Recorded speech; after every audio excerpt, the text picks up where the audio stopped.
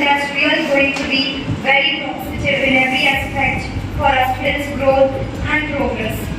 Every moment of today's program is equipped with all the tools that we really need for the progress of our children, our students. JS International is a citadel of excellence and growth, knowledge, where tradition and innovation work hand in hand. Here, we just don't teach, but we inspire our children and we cultivate the leadership quality in them. It's just not the name of an institution, it's a place where we work hand in hand and we support each other in every aspect for our children's growth. Our main commitment is to provide excellent education to our students, and we strive hard in order to inspire learning environment for our students. We really have strong focus on our academic success, and for this, our teaching faculty, they are showing their dedication and they have performed outstandingly to achieve the best in every student. So I'm really honored to stand here to represent my school, JS International. Now I would like to hand over my mic to my colleague, Chairman. आदरणीय chairman sir, शिक्षकगण तथा यहाँ उपस्थित सम्मानीय अभिभावकगण, आप सबका हमारे JS international school के orientation programme में वंदन तथा अभिनंदन है। ज्ञान ही शक्ति है, जानकारी स्वतंत्रता है। प्रत्येक परिवार और समाज में शिक्षा प्रगति का आधार है और विद्यालय शिक्षा प्राप्त करने के लिए सर्वश्रेष्ठ स्थान है। नमस्कार, मैं जया त्रिपाठी नए सत्र की शुरुआत पर आप सभी का स्वागत करती हूँ। हर नया कार्य जिसे हम प्रारंभ करने जा रहे हैं हमारे लिए महत्वपूर्ण होता है। यहाँ मैं बात करने जा रही हूँ आगामी स्कूल सत्र की, या कह सकते हैं आपकी जिंदगी का अगला नया अध्याय, जो अवश्य ही अनेकों अवसर व चुनौतियों से भरा हो। और हमें क्या करना है? हमें करना है हम हमारे आने वाली चुनौतियों का सामना कैसे करें, इसके लिए रणनीति कैसे बनाएं, और इन सब में हमें आप सभी अभिभावकों का साथ चाहिए। इसीलिए आज हम सब यहाँ उपस्थित हैं।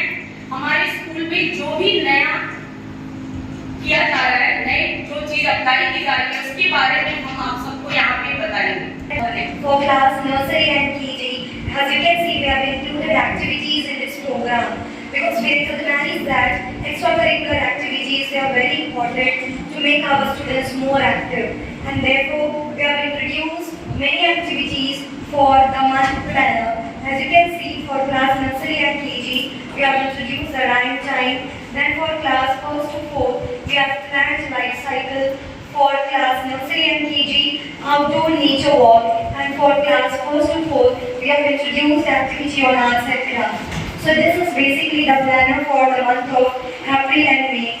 And it is mainly introduced to make you aware of an activity planner so that even you can have a check on your students, on our children, what is being done in school, and you can work hand in hand for the progress of our children.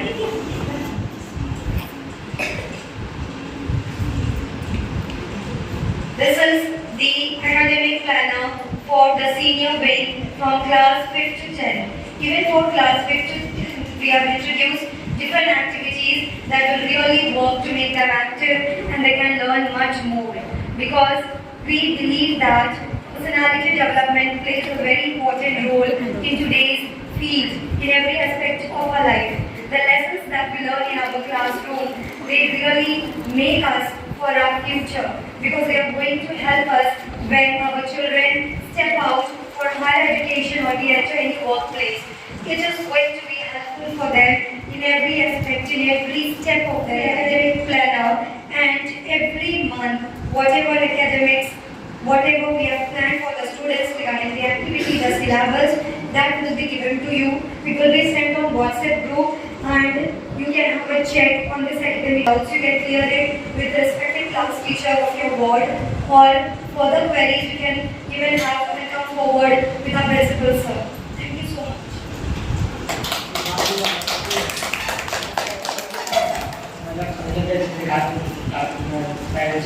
सभी अभिभावक बहुत बहुत धन्यवाद, आप लोग आए हैं, but संख्या कम है। जिस हिसाब से स्टूडेंट है उस हिसाब से पेरेंट्स अपने बच्चे के भविष्य के बारे में नहीं सोचते।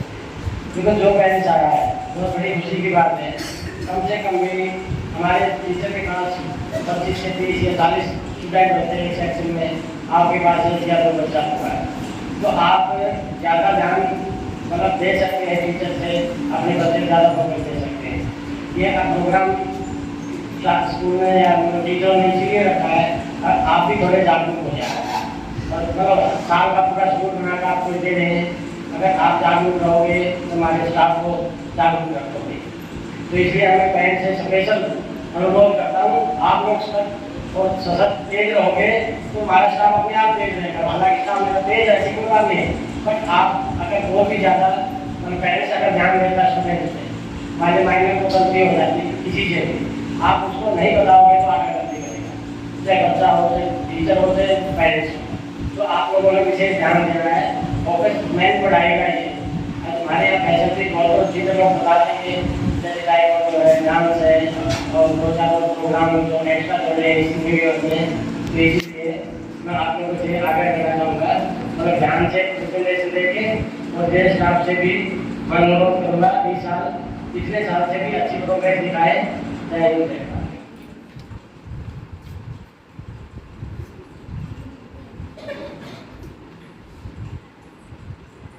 Hello. Good morning. My name is Shatrika and I'm spoken English teacher.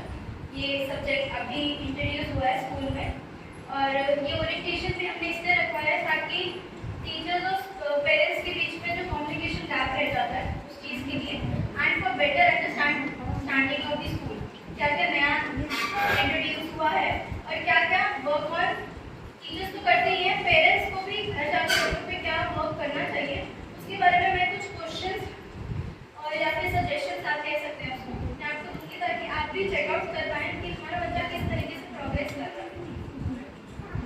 क्या आप लोग घर जाके ये देखते हैं कि हमारा बच्चा अपने फेलोमेट्स मतलब अपने क्लासमेट्स के साथ कैसा रिलेशन बनाता है? मतलब आप देखते हैं बच्चों की बहुत लड़ाइयाँ भी हो जाती हैं क्लास में, बहुत चीज़ें हो जाती हैं, बहुत अब्यूजिव लैंग्वेज भी कई बार यूज हो जाती है इस एक्सटेंट तक। तो आप लोगों ने कभी चेक किया है कि आप अपने क्लासमेट से किस तरीके से बात करते हैं, आप कैसे हेल्पफुल रहते हैं? बेसिकली क्लास में हम यही सिखाते हैं कि आप एक दूसरे से कैसे हेल्पफुल रहें। एक बच्चा एक दूसरे बच्चे से कैसे हेल्पफुल रहेगा, उसको कितनी चीज़ों में कहाँ जो भी अगर प्रॉब्लम आ रही है, क्योंकि एक क्लास में हर टाइप का स्टूडेंट होता है, गुड भी होता है, एक्सीलेंट भी होता है, एवरेज भी होता है।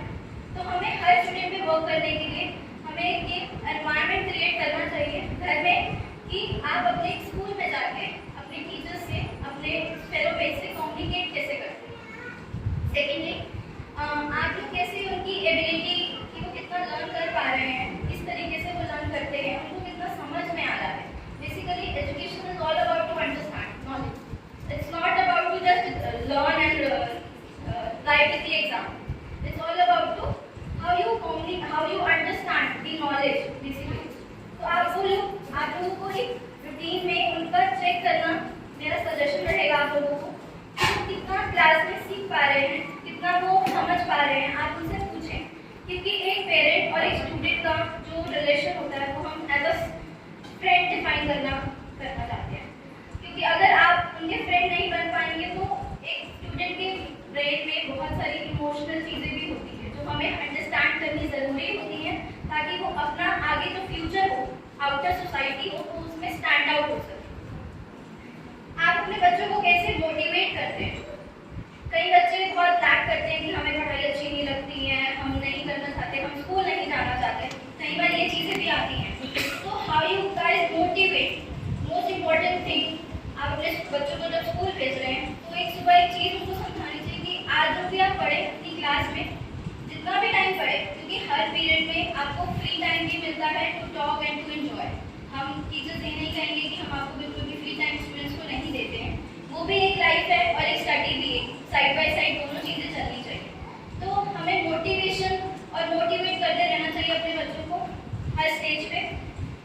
Last but not the least, communication skills, how you talk, how you represent yourself, how you explain yourself, ये कीज होती हैं जो आपके बच्चों को शोकेस करेंगी आउटर सोसाइटी में कि वो किस तरीके से बात करता है, क्या क्या उसकी अपब्रिंगिंग्स है।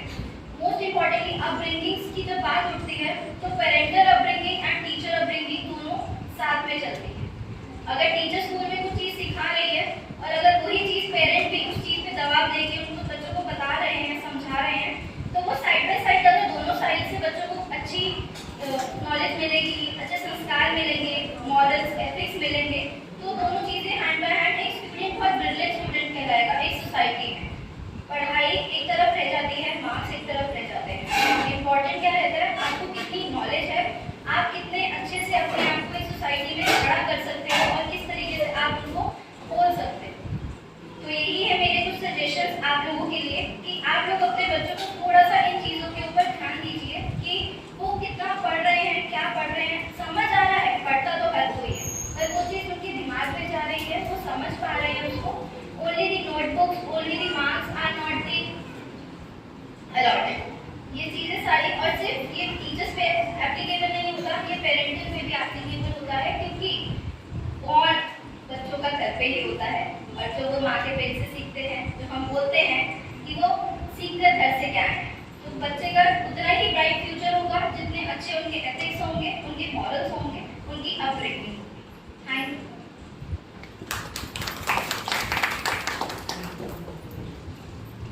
So I just want to conclude my speech. A bright future is actually a combination of determination, assurance and optimism. Bright future doesn't mean that you have to totally rely on academics. And academics is important, I do believe it. But rather than that, it's very important to make our children a responsible person. Because education is a key. कहते हैं ना, knowledge.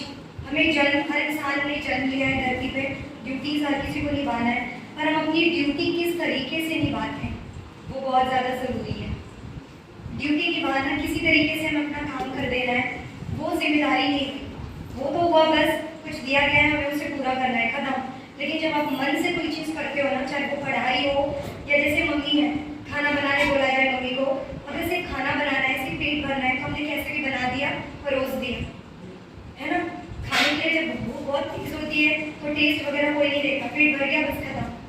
लेकिन जब वही mummy बहुत ही ध्यान देकर कि खाना बहुत अच्छा बनना चाहिए, बहुत प्यार से, अपना जो कहते हैं ना प्यार, जो एक बहुत ही इम्पोर्टेंट फैक्टर है, जब वो डालती है खाने में तो खाने का टेस्ट जो है ना वो 100 गुना बढ़ जाता है। और ये चीज़ मम्मी अच्छे से जानती है।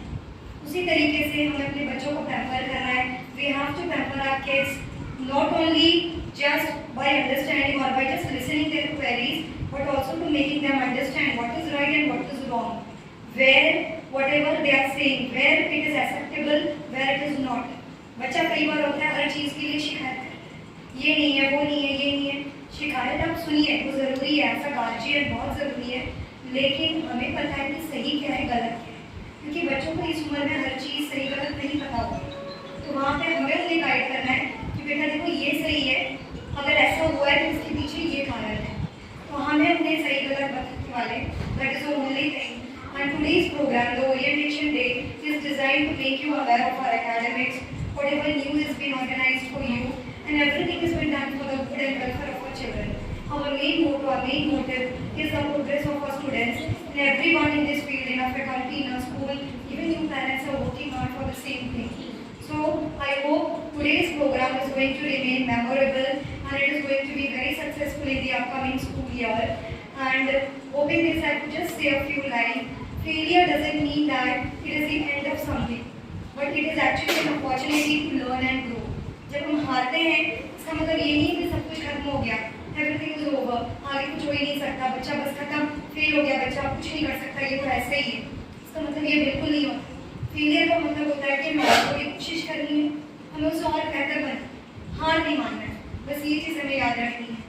और मैं जानती हूँ पेरेंट्स को ये बात बहुत अच्छे से मालूम है, क्योंकि वो अपने बच्चों का प्रोग्रेस चाहते हैं, और पेरेंट्स जो है अपने बच्चों को बुरा तो कभी सोचते ही नहीं है। हर फील्ड में बच्चा कई बार अपने लिए गलत डिसीजन ले सकता है, लेकिन पेरेंट्स अपने बच्चे के लिए कभी कोई गलत डिसीजन नहीं लेते, इस पर मुझे पूरा विश्वास है। और अगर आगे से आपको अगर कोई भी प्रॉब्लम है स्कूल से रिलेटेड, टीचर से रिलेटेड, सिलेबस से रिलेटेड, तो पीटीएम किया जाता है स्कूल में, और उस वक्त आपको पूरा मौका दिया जाता है कि आप टीचर से अपनी मन की बात रखिए, बोलिए। और हम इतना पेरेंट्स को एंटरटेन करते हैं कि आप अपनी छोटी बड़ी बात हर चीज़ आके हमसे बताते हैं। कभी मुझे नहीं लगता किसी टीचर ने भी कहा होगा कि ये हमारी ड्यूटी है, ये हमें सुननी नहीं है। मुझे नहीं लगता कि हमारे स्टाफ में कोई भी ऐसी है, हम हर छोटी बात आपकी सुनते हैं और उस चीज़ को हम बहुत ध्यान देते हैं कि अगर कोई प्रॉब्लम हो रही है तो उसका सोल्यूशन निकाला जाए। तो आज जो ओरिएंटेशन प्रोग्राम है specially design to have face to face conversation between us, so that इसलिए बच्चों को मना किया गया था क्योंकि हम चाह रहे हैं कि आज की जो बातचीत है ना आपके और हमारे बीच में हो फेस टू फेस, ठीक है। तो इसीलिए मेन जो मोटो है आज के प्रोग्राम का यही है, and hope so you enjoy something new try, because trying is important. Unless and until you don't give it a try, how can we judge about the achievement? How can we judge about our success? And JS International is a place where we always make a new try, and it gets transformed into a drum. That is really a very important factor of JS International. And I'm really thankful to all the parents for giving the auspicious time and coming here for the orientation day. Thank you so much for coming here to support us, and have a great day. Thank you.